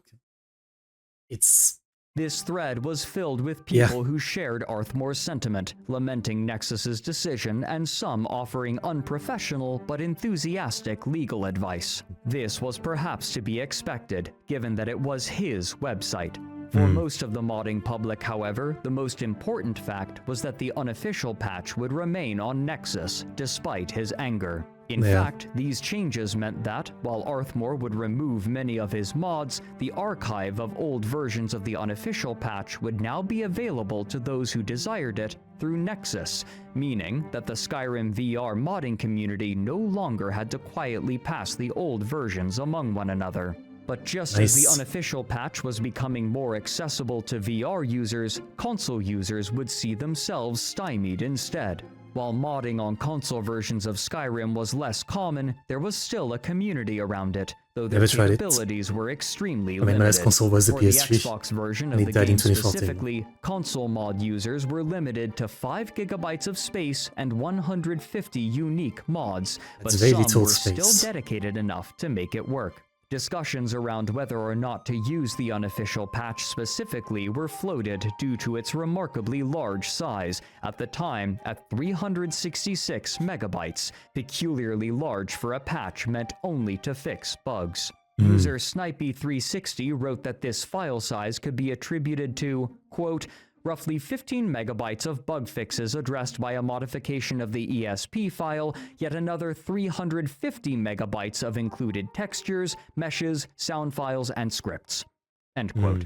However, since many mods relied upon the Unofficial patch, there was often little choice over whether or not to include it if someone wanted popular mods. In the interest of reducing size requirements while still providing some measure of bug fixing, user Snipey360 created a single patch incorporating a large number of fixes from various mods, which, while not as comprehensive as the Unofficial patch, still provided numerous quality of life improvements, and released it in November of 2021, naming it Reconciliation. Many of the included mods were bug fixes that had either been donated to and absorbed into the Unofficial patch, or mods that the Unofficial patch project publicly stated were made obsolete by their work. However, shortly after it was uploaded, it was taken down by Bethesda with little to no reason given. When people noticed its disappearance, they immediately began to suspect Arthmore,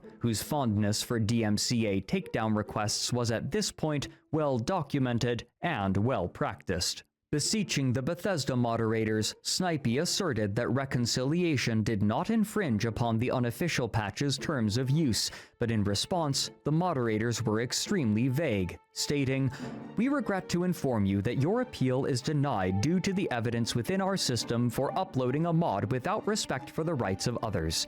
They then threatened to permanently ban him should he be found in the wrong again, though what precisely he had done wrong was left unspecified. I mean, we already know that Arthmore has like probably some connection with Bethesda, right? Like, given early access, and it's like the biggest mod, and he's done so much work to fix their game, right? Giving it a better reputation.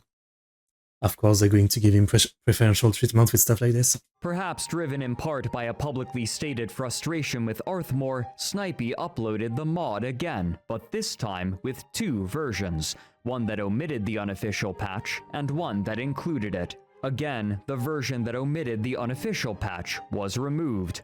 And, again, suspicion turned to Arthmore. This suspicion was encouraged by the fact that the only distinction between the version that was allowed to remain and the version that was taken down was the presence of the Unofficial patch. News quickly made its way to the Skyrim mods subreddit, where Arthmore had been banned, and the assumption of the USKP team's involvement carried over there as well, and discussion of them began. One of the top voted comments made a troubling accusation. Quote, One of the USSEP team already came out and said that they actively try to shut down competition. You have to fight this until the bitter end. End quote.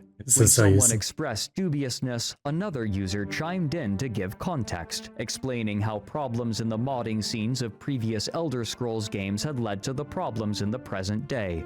Quote, because of Morrowind and their unofficial patch, the Morrowind community teamed up and made a better patch that isn't hooked to anything. It's just the raw files with no stupid fanfictionary edits over weapon stats, skills, and even mechanics. This incident made them rush both Oblivion, made by Quarren and Kievan, aka Arthmore's bosses, and Fallout 3 patches, also made by Quarren and Kievan. These two made the game so unstable that the blame over the game being so bad on modern machines came from these two mods, and it didn't fix the game at all, and they put this stupid rule on top of it with the help of Nexus. End quote. More mod authors appeared to encourage others to avoid making mods that use the unofficial patch as a dependency. It does seem like a bad idea now. Turn, Arthmore reached out to Snipey and revealed that the takedown request was actually from a different mod author whose mod had been used in reconciliation and wasn't from the unofficial patch team. While Arthmore wasn't willing to remove any content from his team's work, which had bloated considerably over the years, he was willing to find a way to compress it to 2/3 of its original size, specifically for the Xbox version. While Snipey would apparently reconcile with Arthmore, at least temporarily, this update would go mostly unnoticed by the larger community, meaning that many still assumed that Arthmore had been the one the boy who cried wolf, right? I mean, kind of fucked up that this time he's being blamed when he didn't do it. But can you blame anyone? Like, he's done it so many times before that, of course, you'd assume it's him. Yeah, it was bound to happen eventually, you know? Demand the takedown, further damaging his reputation and, ergo, that of the unofficial patch. In the following year and a half, this deterioration would finally begin to have tangible results, as the efforts to expunge Arthmore from his central position in the modding scene would become so large that mainstream gaming news outlets would begin reporting on it. And yet I've never heard of this. Well, I don't really follow mainstream news outlets. Over the course of 2021 and 22, community opinion of the unofficial patch began to rapidly sour. At first confined to bits of lore known only to the niche community, this information would disseminate to a much larger audience as people began to discuss these problems. Conversations about the project in any form would inevitably begin discussing at least one of 3 primary topics: Arthmore's unpleasant demeanor, the various controversial changes that the patch made, and the team's penchant for attempting to quell any other bug-fixing projects. This last point would frequently be invoked, but when pressed for specific examples, none could be given, instead defaulting to the Gategate incident from a decade prior, or to Arthmore's aggressive DMCA so yeah, is claims this like just an awful urban legend at this point? You know? Or is there actually some meat to this? Old versions of the unofficial patch, as well as takedown demands on Nexus for mods made specifically to change the unofficial patch that weren't given the team's blessing. However, when Arthmore announced changes to the unofficial patch due to a new official game update, team member Garthend attempted to respond to the strong backlash and revealed an important mandate from the team. This message was eventually deleted along with Garthen's Reddit account, but its contents were copied and posted to other forums, preserving it. It read in part, quote, "If it was up to me, we'd simply open up the permissions of USSEP and stop accepting external bug reports to reduce our workload. Unfortunately, we inherited the patch project from Kievan on the condition that we would keep the permissions closed and try to prevent rival patches." He had some bad memories from rival patches in the Morrowind era, apparently. "We really didn't want to have to make a competitor patch from..." Like, what is the point of this? Like, is it simply those people, like, this is the best thing they get in their life, and so they just want to be the number one, right? Like, we made the absolute coolest patch for Skyrim, so, like, just kill the competition. It seems so stupid. Obviously, this is all, like, completely against the whole idea of the modding scene in the first place. Like, but again, like, is it is it the reason? That's it? They just want to be seen as like the absolute #1 best and there's nothing like it and all that? Scratch, and, well, all I can say is it seemed like a good deal at the time. End quote. One major goal of the Unofficial patch was to act as the primary bug-fixing mod favored above all others to unite the modding community, and this was likely an impetus for the list of bug-fixing mods made obsolete when the Unofficial patch launched. Now that it had been central for so long, even starting another project seemed preposterous, as it would be a monumental task to replicate an entire decade's worth of fixes and changes from a team of multiple people receiving bug reports from hundreds, if not thousands of people. Most modders agreed that it was simply too late to begin such a project anew. I wonder if the solution they're going to do is simply take it and say, it's open source and now we're going to develop it from here. If this truly was the intention of Kevin, then he had succeeded. Because they can't genuinely say it's copyrighted. As time went on, a small number of controversial changes would be resurrected and re-litigated frequently. The changes to Red Belly Mine and its ebony ore were a common refrain, as was the removal of resto looping, an exploit that allowed players to rapidly level certain abilities, and changes to the Necromage perk. Much of the time, the reasoning behind the changes remained unspecified and unexamined, and given that it would take significant time and effort to trawl through forum threads to find the relevant information and form a cohesive opinion, most people on Reddit or the Steam forums learned through other users' summaries. While specific changes could be found by using a keyword search in the changelog, examining it in its entirety would be a massive task, given that after a decade, it was now over 200,000 words long. The negative opinion of the patch was not universal, however.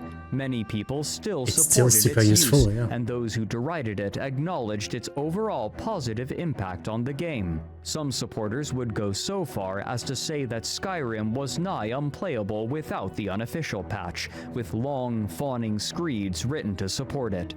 After a decade, a clear rift in the Skyrim modding scene had emerged between those who supported the Unofficial patch and those who were against it, though those in the latter category would typically refer to Arthmore and the patch interchangeably, and soon, those who took a stance against him would have the opportunity to lock him and the team from the center of another game's modding community. Back in 2018, Bethesda had announced a new game in development called Starfield. Of course, and you would want to jump on Starfield. In 2022, close to its initial release date, a new modding project was announced called the Starfield Community Patch. Gaming news outlet GamesRadar interviewed some of these early organizers, and they gave several notable insights. On the topic of responsibility and ownership, they stated, quote, "If you look at other large modding projects that exist out there today, you'll find that quite a lot of them have suffered from growing pains at some point during development. These problems often stem from questions around ownership, copyright, vision, etc." End quote. Immediately, people understood this to be referring to Arthmore and the Unofficial patch project, and that part of this new project's mission was to break their monopoly on Bethesda bug-fixing mods, though they never explicitly mentioned this angle. The game was delayed into the following year, but when the final release neared... I'm guessing it didn't quite work out because, again, Starfield, I wouldn't say it was a flop, right? But, myself, when I bought a graphics card, an AMD card, like 2 years ago now, I got a free copy of the game, but I never played it. Having watched some videos, I just don't feel like it. But yeah, I think the modding community is much smaller because the game didn't grab people as much. Like, it's still a Bethesda game, but it seems a lot more soulless, right? So yeah, maybe this effort of doing this didn't work out, I'm gonna assume, because there's not as much attention on the game. Nexus Mods made a news post announcing that the project would begin as soon as Starfield was available, and while not openly endorsed by the site, the core team consisted of multiple people who worked for Nexus Mods, including the community manager, who promised to, quote, "bring any resources in from Nexus Mods and support the patch as part of my day-to-day duties."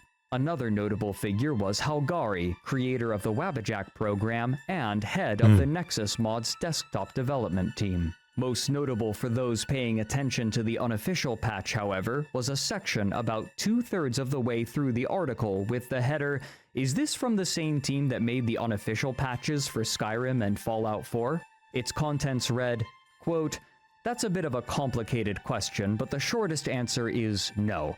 When setting up this project, the unofficial patch team were consulted and invited to contribute, but there have been no confirmed plans for them to be involved. The unofficial patch team deserve the utmost respect for the work they've put into the Elder Scrolls and Fallout patches over the years, and they would absolutely be welcome to be a part of the Starfield Community Patch Project." End quote. On the AFK Mods website, however, the unofficial patch team and the small group that had gathered around them were far less complimentary to their new competing patch. Arthmore was quick to declare that they were entirely unaffiliated with the community patch and derided them for their methods, writing of them, quote, "It's a very corpo style they've chosen to deal with things, with loads of complicated development tools being employed for the usual trendy reasons. We may not be the fanciest operation out there, but this is a community project. It doesn't need GitHub integrations and over-engineered tools to make it work. The bottom line with Nexus is that..." I feel like, Frederick Kansen, I can't say his name very well, like, usually he always tries to read this with, like, a tone of, like, not really picking a side, like, neutral tone, except when he's reading, like, in the voice of someone, if you will. But yeah, he let it show a little bit, like, reading in this kind of a stupid, goofy tone. When they hatched plans to offer mod packs, they went full corpo and turned on the very people who made them what they are today. End quote.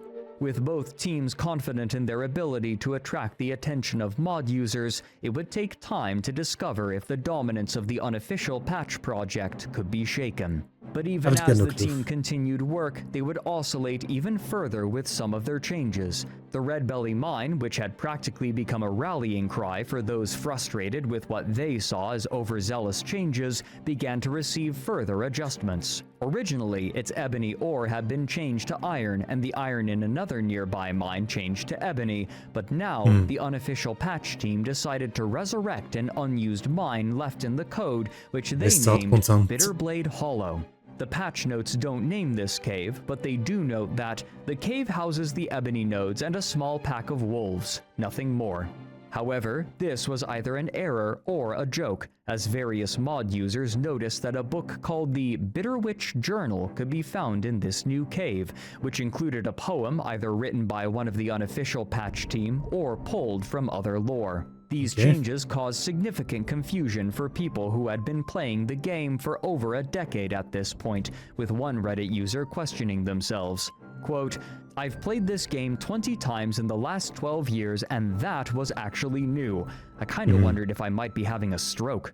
Confusion like this had become commonplace on sites like Reddit, where players would mention something about the game only for another person to arrive and express that they had never seen such a thing before, unaware that one of the two was playing with the unofficial patch and was unaware of just how many additions the mod made. That is what it is. Some people who play with mods, like a ton of them right away, they might not be sure what's part of the game or not, right?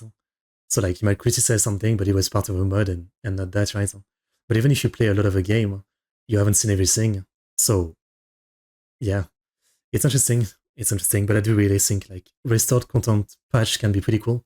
Vampire the Masquerade Bloodline is a big example, right? I think a lot of the game is restored patch. And there's other game like that where there's some cool cut content, I do like them. Fusion accidentally broke another popular mod that also used this mine, and people began to complain. As such, the team decided to remove Bitterblade Hollow and move the ebony ore to a nearby animal den. However, stating that the presence of ore in an animal den felt unrealistic, they again announced their intention to move the ebony ore back into the mine where they had originally moved it a decade prior. With such a divided community and so much attention on Arthmore, a significant contingent was willing to throw out Arthmore by whatever means available, and a sudden announcement would allow for the most public litigation of the unofficial patch project to date, something that would offer the truest test of the team's hold on the Elder Scrolls modding community and threaten the obscurity that had for the next part of the video. It's hilarious how he does it. But this next event will be 1,000 times worse. You are not ready for it, as it will be the end of the world. I like it. In 2023, information had leaked about the production of a remastered version of Oblivion, the game preceding Skyrim in the Elder Scrolls series. And 2 years later, in April of 2025, more insider sources began leaking information that the game would be launched imminently. Arthmore, however, was unconvinced. On the AFK forums, he wrote, quote, "Just to be perfectly clear here for anyone stumbling on this months or years from now, no such remake is coming. All of the leakers to date have said it would be out already, and it's obviously not here, and Bethesda has made absolutely no noise about it at all." Okay, well, that tells us he's, I guess, not that deep inside now. They would have by this point if it were real. When other forum members pointed out that the magazine Forbes made a short article reaffirming the leaks, Arthmore retorted, "Forbes, like many others, has fallen victim to a falsity." End quote. On April 22nd, 2025, Oblivion Remastered was both announced and released to great fanfare from fans of the series, and naturally, people began to wonder when mods would begin to appear. They would not have to wait long. A week after the game's launch, a new unofficial patch for the game was made. I remember, like, just for the sake of it, I mean, that was just a couple months ago or something. I forget. But I went to the Nexus mod page literally like a day or two after it was installed, just to look after it was installed, after the game was released. And yeah, there was like already, I think, at least 100. Now, obviously, it was small mod, but there was already at least 100 entry on Nexus. Just a day or two. Made available. Immediately, people were suspicious. A week was an extremely short time for such a mod to appear, especially given that no official modding support had yet been offered, something for which the team had historically waited. No one else does it. 2 hours after the unofficial Oblivion patch was uploaded, a post to the Oblivion mods subreddit was made titled, "Warning, don't use Arthmore's new Oblivion Remastered patch, potential risks to stability." In this post, the author showed evidence that the unofficial patch team had simply taken the unofficial patch for the old version of Oblivion, made some small changes for compatibility. I think that's what it was too, yeah, like, in some way, a lot of the old mods for Oblivion can be not, from what I've read, like, it's not too hard to port them, so, yeah. And released it after only a week. Immediately, people began reporting issues, noting that the game would crash to desktop when entering some specific areas, a bug that likely should have precluded the mod's publishing, especially given the team's insistence on making their patches stable. A smaller, much less consequential bug was that, with the patch installed, the tails of the Argonian lizard people in the game would stay static when they turned around, making it appear as though they all had massive phalluses. This was okay. It appears that way. Enough to attract the attention of PC Gamer magazine, a mainstream gaming publication, who briefly discussed the controversy and some of the history behind Arthmore's conflict with the modding community.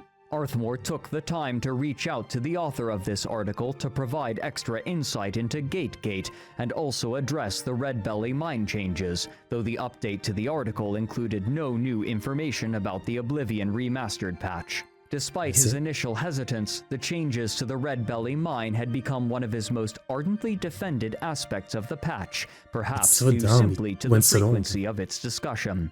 As the months passed, it became clear that, while this new unofficial patch didn't have nearly the same dominance that its Skyrim counterpart had, it still was able to attract significant attention thanks to its name alone, placing it in the top 20 most popular mods, though well below some others. Still, it doesn't appear to have the same sort of hold on the Oblivion Remastered modding scene as it did on Skyrim.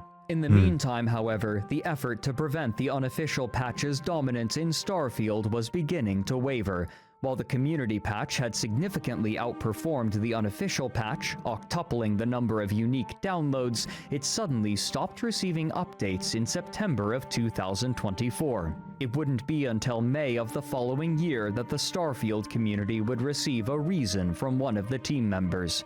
Quote, "As I am sure some of you have noticed, the Starfield community patch hasn't been updated for quite a while at this point.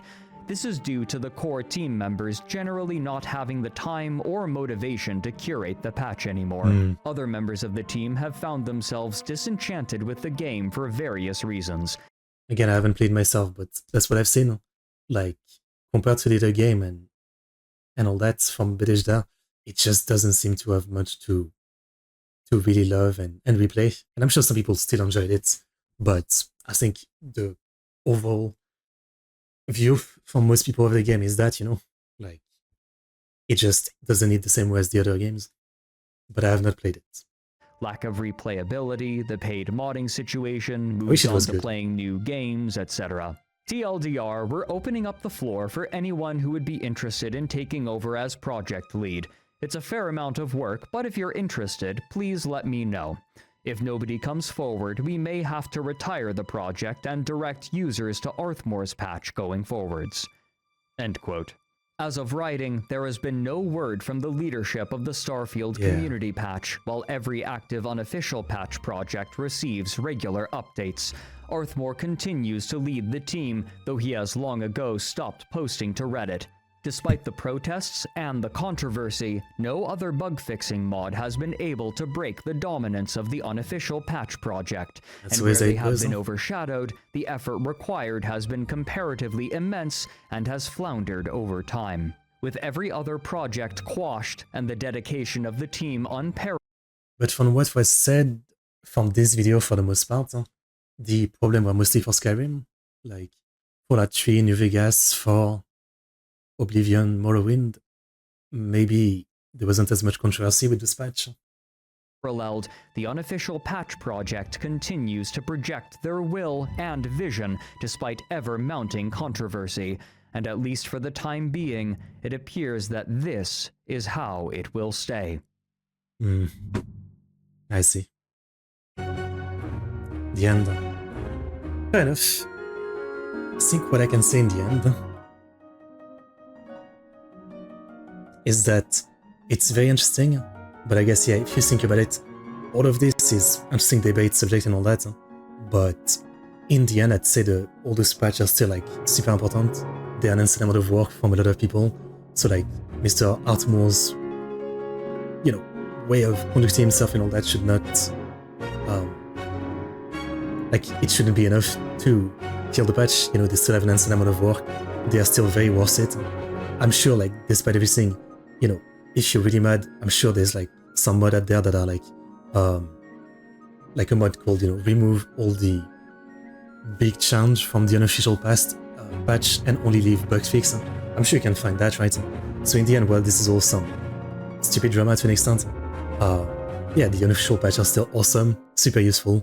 Most people will use them. If I ever play any of this game again, I'll probably use them. I mean, I played Fallout 4, like, a couple years ago and I used the mod pack, and I'm not going to be surprised if the unofficial Fallout 4 packs was in it. So yeah, again, it's one of those things where, like, this is a super interesting tale of, like, internet drama, right? But this is super small scale, I guess. It's good for me to remember, and I still think in the end, even though it'd be better if, like, there was the ability for other teams to pop off with their stuff. I guess at this point, after, like, maybe 20 years of the unofficial bug fix patch, they've become a brand, right? Anyone who's played Bethesda game, they probably know about it as, like, the brand of, like, the #1 mod that you need.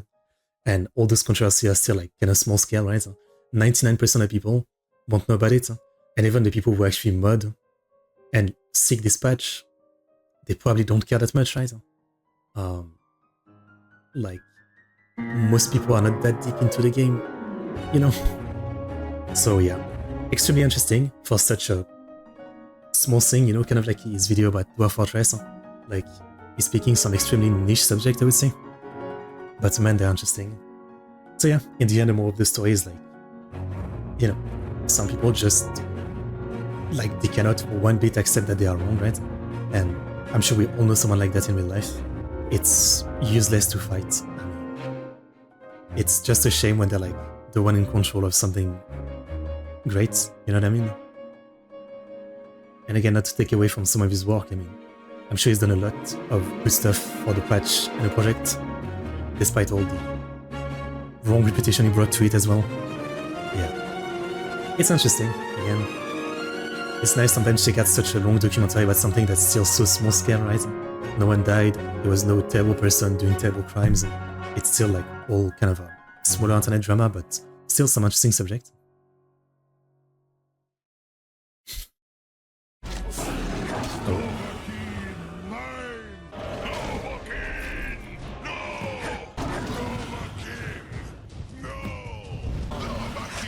I played with the French version back then.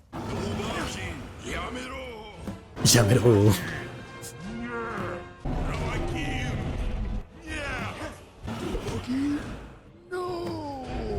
Okay, now that you compare all of them, yeah, this one sounds kind of goofy. I mean, it's all meant to be over the top voice acting, but this one is kind of not in the same vein. Got it. Yeah, it's a bit more goofy, but it's not that striking, I would say. Yeah. Okay, well, we are done with the Down the Rabbit Hole video. I'd say insanely interesting. Again, I love this kind of documentary, and if you guys know any channels like this that do super in-depth, super research documentary about super niche stuff, I like it. I'm not talking about like channels that do our documentary about World War II or something, you know? Really this kind of thing, you know? Or the EVE Online or the Dwarf Fortress video, like stuff that is so niche that it becomes super interesting, you know? Stuff that you have to follow trails of Reddit posts, obscure forum posts to learn about it. Yeah, I like it a lot. That's why Down the Rabbit Hole is an incredible channel, you know? Yeah. Great stuff. Glad I checked it out. Great stuff. So yeah, I don't know what to say except I'm guessing, you know, for Village that game, the unofficial patch won't change. They will be the biggest thing for a long time. You know, Elder Scrolls 6 will come out and it probably will be the same. I don't see it changing, you know. Maybe that guy Artmore might not be in control of things anymore. But yeah, I just don't see things changing. I'd be very surprised. Yeah. And again, they might probably keep going with this kind of drama. But in the end, yeah, you know, this is the kind of thing where like majority of people don't care, right? That's the fun what people on the internet kind of forget, and you see it all the time. You know, people complain about some things in a game, and they keep saying like, why the hell are the developer not doing anything about it? But often it's like, you know, it's like not even 1% of the gamer base complaining about it. But it seems massive, you know, because you've got like a ton of people on Reddit or other places talking about it. But usually, yeah, like you tend to forget that like most people don't care, they don't hang out in those communities, they're enjoying the game, and whatever like thing you've got going on, yeah, like it's only you and a very small portion of people. Sometimes it's easy to get lost and think that it's a big deal, but it's not. I've been there myself, you know. Yeah. So ultra interesting, this whole thing, this whole subject.